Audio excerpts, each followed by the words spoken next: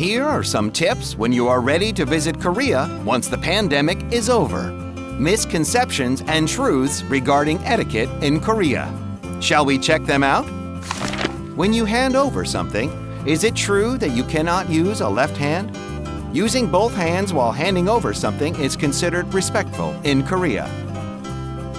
However, Koreans do not give special meaning to which hand you would use to give or receive something.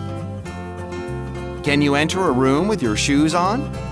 In most types of Korean accommodations, you need to take off your shoes before entering a room.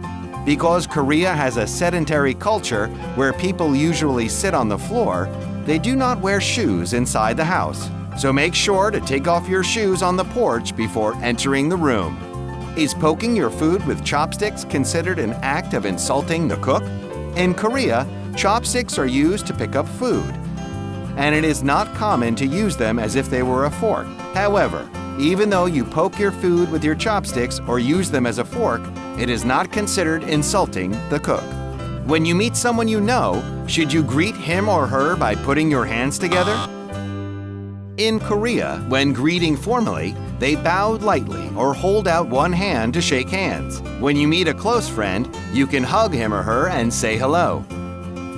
However, when you meet someone for the first time or need to be formal, hugging or cheek-to-cheek greetings can make the person embarrassed. Can you smoke in a public indoor place? It is illegal to smoke in a public indoor place. There are designated smoking areas in that case, so you are allowed to smoke only in there. Please remember this. Once you get to know these things, they are easy to remember, so do not get confused. If you find a foreign article that incorrectly describes Korean etiquette, please let us know right away.